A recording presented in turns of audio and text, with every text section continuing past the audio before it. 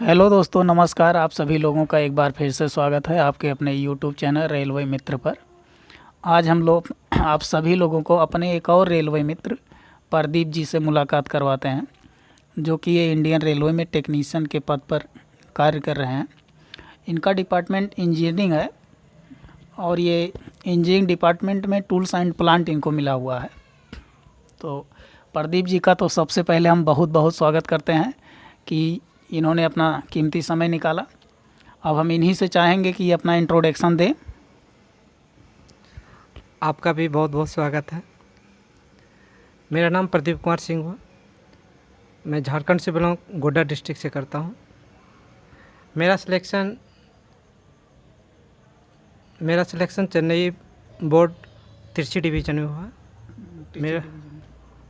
मेरा selection engineering department में हुआ, जिसमें मेरा इंजीनियरिंग डिपार्टमेंट मिला, जिसमें मेरा office tools and plant depot मिला है। अच्छा, engineering department tools and plant आपको मिला हुआ है। ठीक, तो tools and plant engineering department मिला है। कौन सी वैकेंसी में आप फाइनल हुआ आपका? मेरा वैकेंसी 2018 उसमें वाला में सिलेक्शन हुआ था। अच्छा, 2018 वाली वैकेंसी में LPO टेक्नीशियन की 2018 की जो वैकेंसी थी, लगभग वही 60-62 हज़ार के आसपास थी। हाँ, उससे में आपका सिलेक्शन हुआ।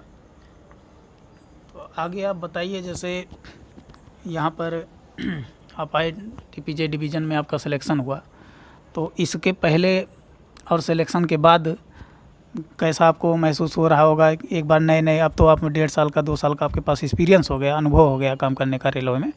लेकिन इसके पहले का हमें बताइए, शुरू में कि जब आपका सिलेक्शन हुआ होगा तो गांव में या और सब में थोड़ा सा एक बार उत्साह तो अंदर से हुआ होगा, या परिवार में सबको कैसा फील हुआ होगा जब आप अपना रिजल्ट देखे होंगे और बताए होंगे सिलेक्शन के लिए? देखिए, इसमें तो प्रॉपर है कि किसी का जॉब लगने के बाद फैमिली में रिस्पेक्ट बनता है, प्लस गांव में भी आपका सारा समाज में पूरा आपका मान सम्मान बढ़ जाता है, मान सम्मान बढ़ता है। और इसमें मैं प्रॉपर रूप से जो तैयारी करेंगे, ठीक है ना, उसको तो जॉब मिलेगा ही। जॉब मिलेगा तो जॉब एक प्रकार का जॉब जिसको मिल जाता है उसको समाज में सम्मान मिलेगा आपको। हर जगह आपको पूरा फैमिली में हर जगह मतलब आपको सम्मान। जॉब एक मान के चले तो एक सम्मानित के लिए भी आप मतलब अपना रिस्पेक्ट बढ़ाने के लिए कि जॉब बहुत ज़रूरी है। तो प्रदीप जी, हमें बताइए इसके लिए आप क्या तैयारी कैसे क्या किए, कि जिससे कि जो अभी लोग रेलवे की तैयारी कर रहे हैं, जो भी छात्र हैं, तो वो किस हिसाब से अपना पढ़ाई लिखाई करें जिससे वो भी रेलवे परिवार का एक हिस्सा बन सकें। तो अपने कुछ पढ़ाई लिखाई के बारे में बताइए। आप अपना पहले एजुकेशन बताइए कि आप कहाँ से क्या पढ़े, उसके बाद कैसे तैयारी किए कि जिससे कि आप इस मुकाम तक पहुँचे, उसके बारे में हमें कुछ बताइए।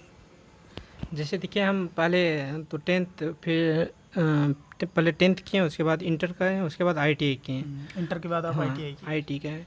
और मेरा पहले थिंकिंग ये था कि हमको रेलवे डिपार्टमेंट में ही जाना था। और किसी स्टूडेंट को पहले कंपटीशन की तैयारी करने के लिए उसको लक्ष्य है कि हमको किस डिपार्टमेंट में जाना है, उसको तय कर लेना चाहिए। अगर हमको SSC में जाना तो SSC लाइन का पहले से तैयारी में कहने मतलब तैयारी करते समय ही आप तय कर लें कि आपको किस दिशा में जाना है। एक डिसीजन ले, हमको इस लाइन में ही जाना है। तो जैसे हिसाब से तो जैसे हम मेरा बचपन से क्या मतलब, जैसे 10th इंटर पास किया तो मेरा थिंकिंग था कि हम रेलवे में ही जाएं।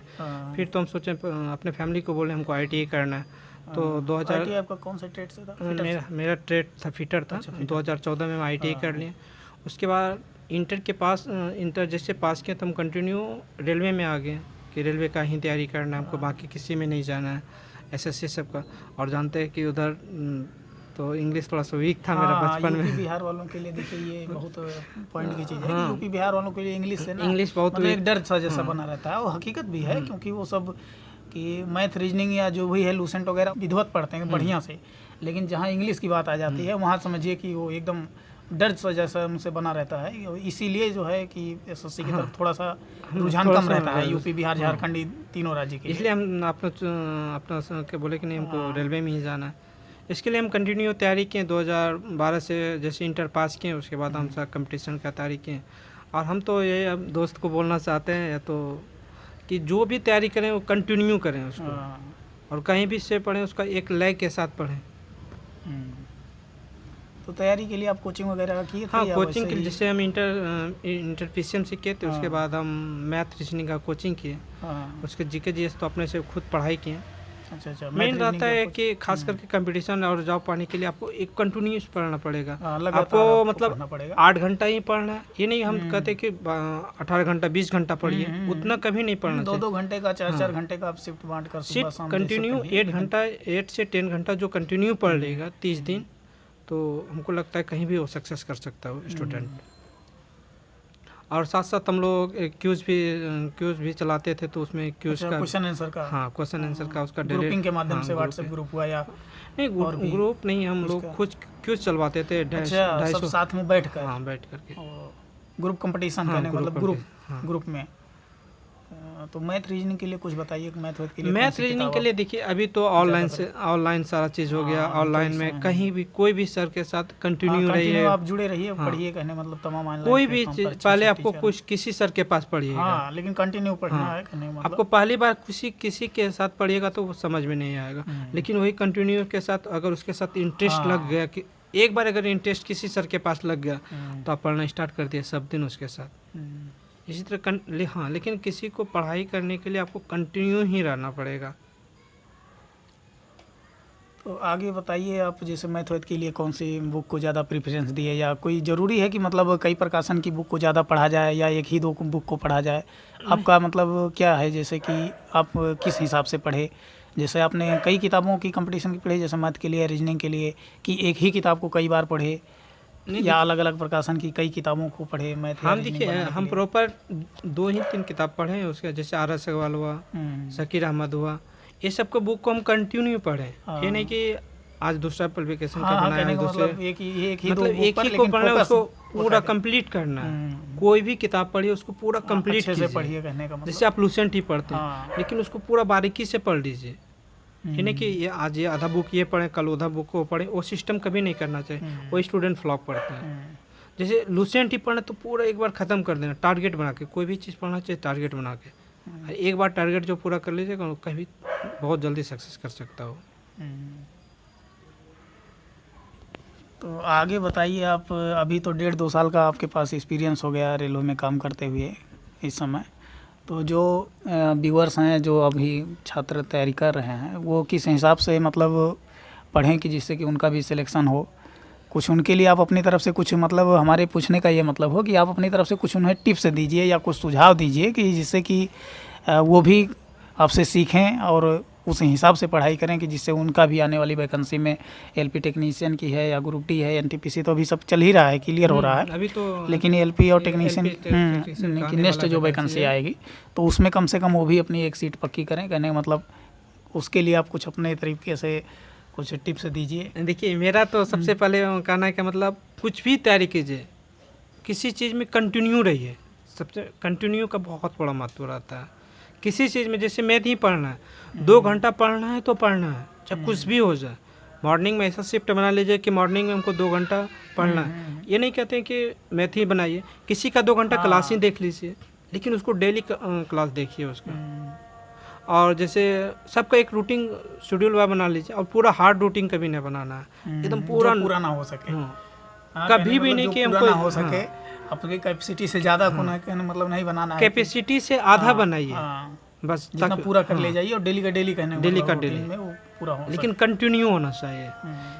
और अभी तो इधर तो नोटिफिकेशन आने वाला है, कुछ बता रहे थे कि LP टेक्नीशियन का वैकेंसी आने वाला, टेक्नीशियन की वैकेंसी जल्दी इसके आने से ये नहीं कि वैकेंसी आएगा तब पढ़ाई करना चालू कर देंगे, तो ये तो कभी नहीं करना चाहिए। और ये भी खास करके स्टूडेंट को ये कभी नहीं होना चाहिए, ओवर कॉन्फिडेंस तो कभी नहीं होना चाहिए कि हम ये चीज़ निकाल लेंगे। हाँ, जब तक निकाल ना लें, जब तक आप कहने का मतलब ज्वाइन न कर लें, रिजल्ट में आपका नाम ना आ जाए, आप प्री मेंस जितना भी उसका स्टेप है, साइको या मेडिकल, जब तक पूरा क्वालिफाई ना कर लें, कहने का मतलब तब तक आप इस भरम में ना रहें कि मतलब इस बार हमारा सिलेक्शन होना तय है। काहे कि आपसे भी हो सकता है कि स्टूडेंट अधिक होगा, वो भी टैलेंट होगा, लेकिन आप कंटिन्यू रखिए, पढ़ाई कंटिन्यू रखिएगा। हम 2010 में ही 10th पास किए, लेकिन कंटिन्यू पढ़ाई की, आज इस मौका पे आए हैं। अगर बीच में सोचते हैं कि 2015 में सोचते हैं, 18 में सोचते हैं कि अब मेरा जॉब नहीं लगेगा, तो हट जाते हैं, तो या तो दूसरा लाइन में चले। लेकिन कंटिन्यू अगर रहिएगा, किसी चीज़ में कंटिन्यू रहिएगा, तो जल्दी अब कहने का अर्थ है कि कुल मिलाकर थोड़ा समय लगेगा, क्योंकि गवर्नमेंट एग्जाम की आप तैयारी कर रहे हैं गवर्नमेंट जॉब के लिए, तो थोड़ा सा आपको समय देना होगा, बहुत टाइम देना पड़ेगा। इतना जल्दी आप सोचेंगे तो इतना जल्दी से सिलेक्शन जल्दी सिलेक्शन लेना है तो मेहनत ज़्यादा। अभी तो हम ही लोगों का आप देखिए 2018 में वैकेंसी आया, 20, 21, 22 में क्लियर किया।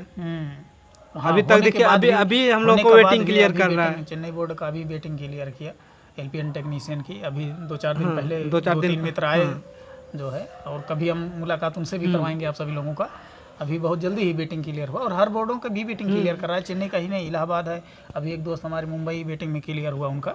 और देखिए और ये भी सबसे मेन बात है कि जो जैसे कोई सिलेक्शन हो गया वो गाइडलाइन करता है या तो वो कुछ भी एक्स्ट्रा देता है, उसको आप बहुत ध्यान से सुनना चाहिए खास करके, जैसे वो भी जो अपना देगा कुछ भी मटेरियल देगा वो परफेक्ट मटेरियल देगा आपको, ये बात सोचना चाहिए स्टूडेंट को। वो सिलेक्शन ले चुका है, सिलेक्शन ले चुका है, उसके पास अनुभव है, उस जिस रास्ते पर आप तैयारी कर रहे हैं वो भी वैसे ही था, कहने का मतलब उसी रास्ते से जो है तो, और उसको तो अब तो वो चाहेगा कि नहीं हम और बेहतर से बेहतर मटेरियल दें उसको अंदाजा हो गया कि नहीं इतना से इतना देंगे मटेरियल तो आगे लड़का लोग जल्दी सक्सेस कर जाएगा।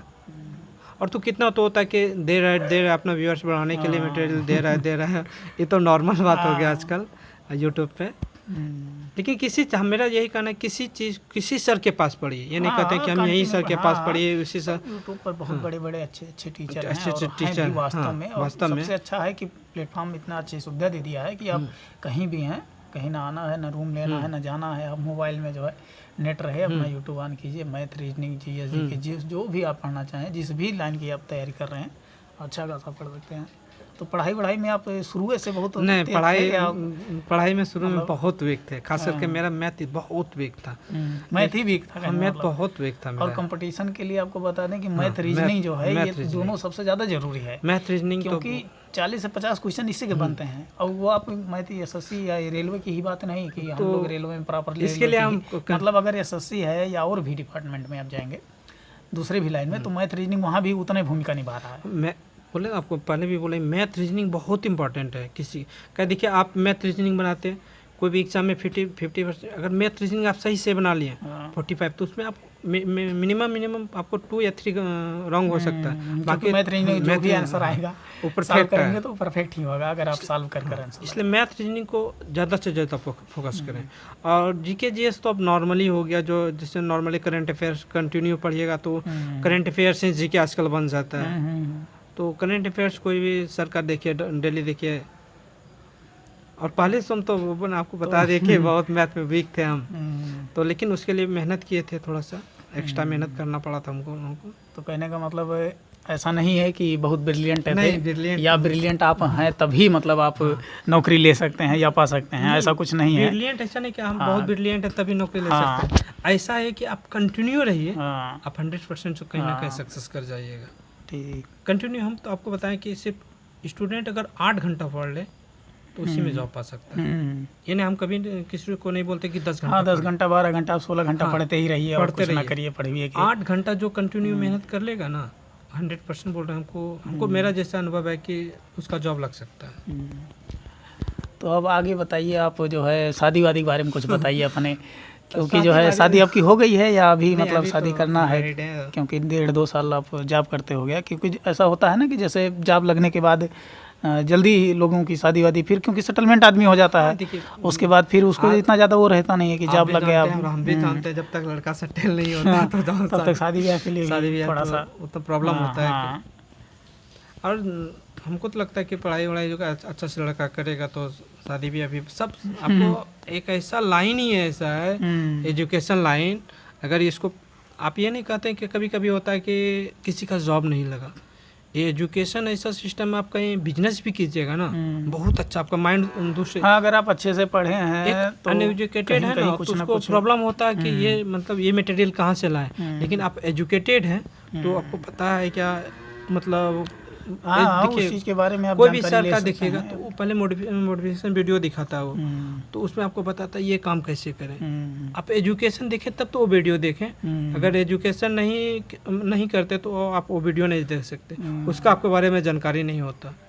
एजुकेशन बहुत अच्छा, एजुकेशन जो है जॉब तो है ही, लेकिन उसके साथ साथ अगर आप बिजनेस या और भी किसी लाइन में जाएंगे तो उसके लिए भी कहने का मतलब पढ़ा लिखा होना ज़रूरी बहुत है। ज़रूरी है। हाँ, क्योंकि नहीं तो वो भी आप अच्छे तरीके से नहीं कर पाएंगे। नहीं कर पाइएगा। ठीक। और नहीं, बाकी तो रहा जॉब में आप तो अपने समाज में देखिए ना, जो एजुकेटेड है उसका लाइन अलग रहेगा, जो अनएजुकेटेड रहेगा तो उसका लाइन अलग रहेगा। तो अभी कहने का मतलब आपकी शादी नहीं हुई है अभी शादी कहने का मतलब करना है, अभी आप अनमैरिड हैं। तो शादी वादी का कब तक कुछ विचार है? मतलब 1 आध साल में कर लेंगे, 4-6 महीने या 1-2 साल में? कहने 22 तो निकल ही गया, अब नवंबर चल रहा है, 22 तो निकल ही गया। कहने मतलब 23-24 में आप शादी कर लेंगे। हो जाएगा। अभी भी कंटिन्यू पढ़ाई हो रहा है हम लोगों का, आगे जीडीसी सब देंगे तो पढ़ाई तो आगे कंटिन्यू कोई मतलब हाँ इन एग्जाम कोई आगे एग्जाम किसी मतलब देखिए एजुकेशन कोई टारगेट आप रखे हैं अपना या कुछ मतलब? नहीं, देखिए एक आदमी से मिले थे, हम एग्ज़ाम देने गए थे तो किस चीज़ का? हाँ, अभी इग्नू वाला एग्ज़ाम देने गए थे तो उससे अच्छा। एक आदमी से मिले थे, बहुत एजेड था। वो बोल रहा था हम 10 बार ग्रेजुएशन कर चुके हैं। मतलब वो बोल रहा कि मेरा बेटा ग्रेजुएशन है तब फिर हम ग्रेजुएशन है। उसको बोले सर ऐसा आप क्यों करते हैं? बोलता हमको इसमें इंटरेस्ट है, पढ़ाई में इतना पढ़ाई में इंटरेस्ट है। और पढ़ाई एक ऐसा चीज़ है ना, भले लगता है कि हमको हार्ड है, लेकिन अगर ये जब आप उसमें जुट जाएंगे ना बहुत अच्छा है। मान के चलिए अभी हम ही छोड़ देते हैं, भविष्य में अगर कुछ भी सारा चीज़ लास्ट में भूलते चल जाएंगे, लेकिन सारा चीज़ कंटिन्यू रहेगा तो कोई डिपार्टमेंट आपका वैकेंसी आ गया या डिपार्टमेंट में सीट आई, आप आगे बढ़ने का आपको चांस मिला तो फिर आप उसमें भी नहीं पढ़ पाएंगे अगर आप कॉपी किताब को छोड़ देंगे, कहने मतलब कंटिन्यू नहीं पढ़ेंगे तो प्रदीप जी आपका बहुत बहुत धन्यवाद, आपने इतना कीमती समय हमें दिए और हमारे चैनल से जुड़े।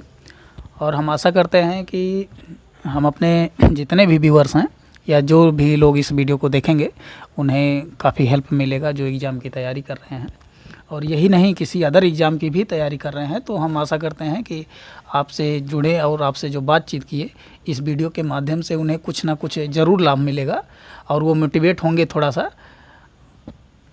आपका भी बहुत बहुत धन्यवाद, आप इतना कीमती समय देकर मेरे पास आए, मेरे बारे में जाने आप।